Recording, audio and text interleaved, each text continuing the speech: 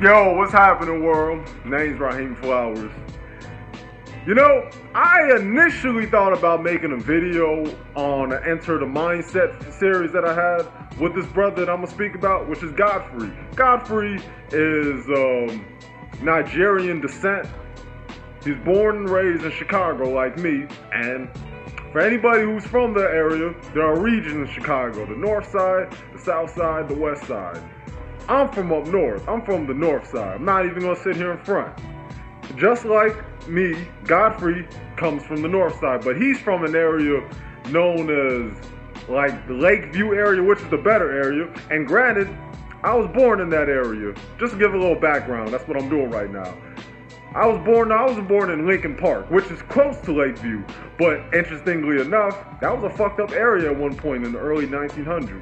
When Al Capone was doing a lot of his business, he did it down there. As a matter of fact, the Valentine Massacre took place in Lincoln Park. I mean, neighborhoods change, things change in it, but the reason why I'm even speaking about this and Godfrey is because he's an interesting brother to me, but he does get caught up in a lot of those rabbit holes. And I want to use Godfrey as a frame of reference on how people in the so-called black community, how they operate and move and think. Because he makes a lot of valuable points, but he gets caught up to a degree in that pro-black rabbit hole. There was even a video though that took my attention on that Jew Vlad's channel, because he gets interviewed by Vlad a lot. He's a comedian, a Nigerian descent comedian that comes from here in Chicago, and Vlad took it upon himself to interview him. And in his many series of interviews with Vlad, he was speaking about the so-called black diaspora.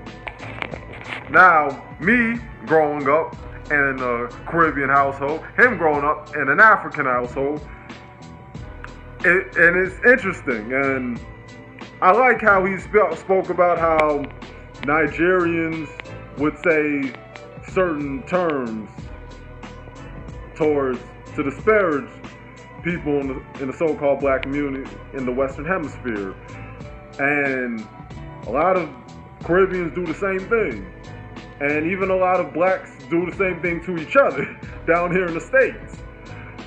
But see, I don't even get caught up in that dichotomy, and I wouldn't get caught up in it because it's like, at the end of the day, you're still going to get treated like shit by so-called Caucasians. It doesn't matter. So why would you treat people who have a similar pigment of you in a certain manner? So that's one thing I did. That's one of the many things I do like that Godfrey has to say. What I don't particularly like is that he gets caught up in the circular argument of what we call race. And he lets that be known in his interview with the Caucasian Jew, Vlad. And I think about that. And as I ruminate on that, I thought about something that he did recently where he was talking about Terry Crews's situation in regards to when Terry Crews was dealing with what he's dealt with being by Harvey Weinstein. You know how they do that Kabbalah shit. And as he spoke about it with Vlad, he was talking about how black women are underappreciated. But that couldn't be any further from the truth, brother. As a matter of fact, you have a man who's been interviewed from that Jew Vlad, like you, who constantly props up these black women. And that's Brother Polite. The whole black woman is God talking point.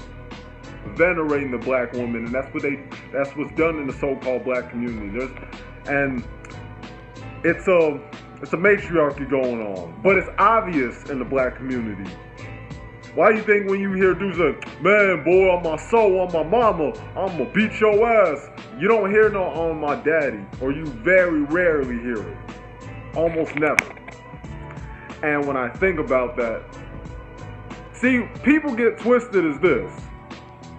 When it comes to a matriarchy, it's not necessarily the lack of a presence of male, but that masculine energy is not prominent, dominant, prevalent. in the environment within the home. And it's usually ran by women who don't have decorum, discipline, civility, respect, anything of that when it comes to masculine principles. They just don't. I mean, the reason why I even bring up the brother Godfrey, because he's an interesting individual, but he's a more moderate version of Lord Jamar. That's what I would say. He's a more reasonable, moderate version of Lord Jamar. Or Lord Jamar would get caught up in that whole dichotomy of so-called race. Yes, it is important to know about the history of the black man, the melanated beings. But to the point where you go back and forth and with the Caucasians, come on, man. But then again, Lord Jamar is a part of that 5% of shit. The gods and the earth.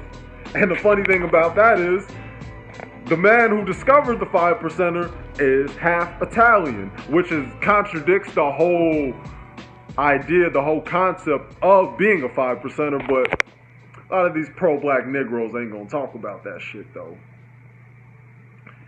And in addition to all that, I thought about even when Godfrey and Lord Jamar, when he was on his Godcast, you know what I mean? Know what I mean? Because niggas be bugging, B. They bugging, B. But seriously, though. Like, when I thought about that, I'm like, oh, man. I mean,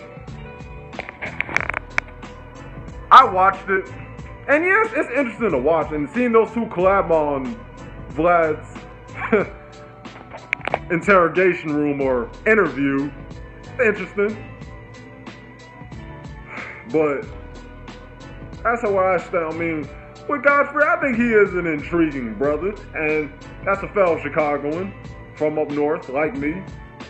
But I don't know how his upbringing as far as like what schools he went to.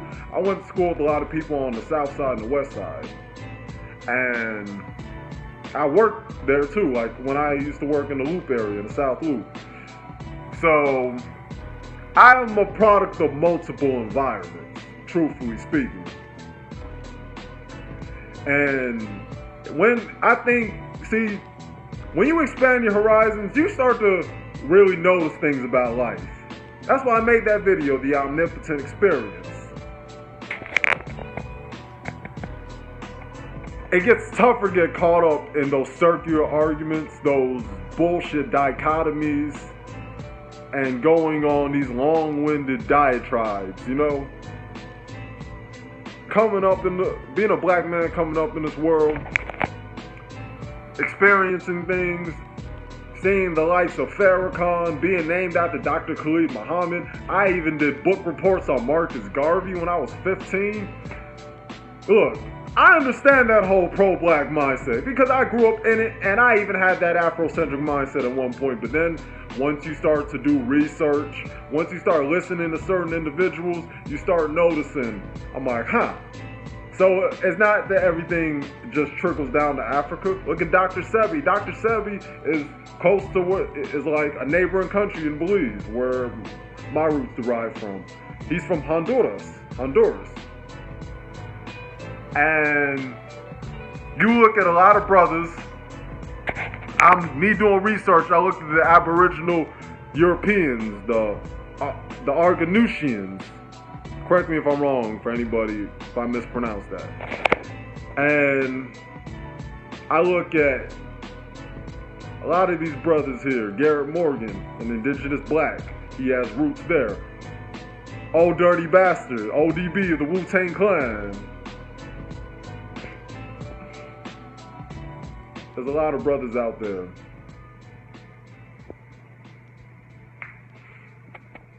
Hell, even there being depictions of a god known as L, like the letter L, a mind deity. I mean, you could find all of them. Even me looking up the sea people and portraits when I was looking at doing some research on the indigenous, the Aboriginal Romans/Italians in the central area known as Utrecia.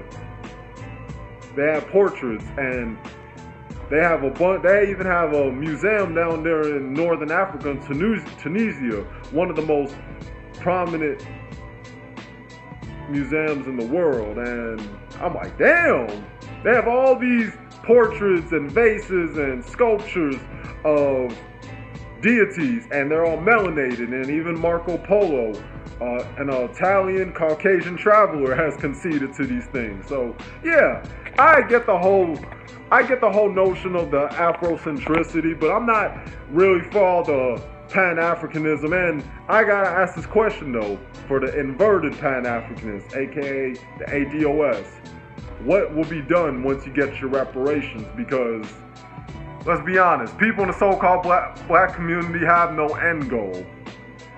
As a matter of fact, you know what happened with R. Kelly? You had a black woman, you had the likes of black women who bailed his ass out of prison. Over $100 grand? To get somebody who was well known for child molestation? See, priorities are ass backwards. For real. So even if the ADOS accomplishes getting those reparations, see, that is a circular argument in itself, because you're not going to do anything with that. Black people spend all this money on Black Friday. I've seen it here in Chicago. I've seen the amount, and it's not even just black people who do Black Friday, but a lot of black people can't wait until taxes come, like now. Now that we're in March. They can't wait for tax. It's tax seasons. Hashtag that shit. You know? You can get R. Kelly's ass out of jail knowing his perversion. Come on now. And and the ADOS wants to talk about getting reparations. Guess what? I don't expect a group of people like the Caucasians. You can't expect a thief to give you something back. If somebody broke out in your home, you can't expect a motherfucker who has caused any form of plundering, like what Caucasians have done when black people got out of rulership. You can't expect these people to just give back to the community. Well, the government has always been corrupted. What form of government hasn't been corrupted? So you even expecting that they have some sort of moral and contractual obligation to give you some reparation is asinine. And I get it, it only belongs to, black Americans. That's what the whole ADOS movement is based upon. So somebody like me and Godfrey, it would not be applicable to. Even though we were both, brothers born in the States, but still the roots deriving there. But that's what the question I got to ask for ADOS. What are you going to do once you receive those reparations? How are you going to distribute this wealth? Or are you just going to spend it foolishly, like many of these black women do with weave and acrylic nails? And a lot of these black men out here who go around tricking and simping over bras. Because, even Nas did it. Nas said this recently in a song. He said that he will spend $20,000 on a bad bitch that he hardly knows, on Adam and Eve, on his Nasir project, last year in 2018. So that's the type of questions I gotta ask for all these pseudo-neo pro-black niggas. But I'm gonna end my video off like that. Should we or should we not be like brothers like Godfrey? That's the question. Peace out.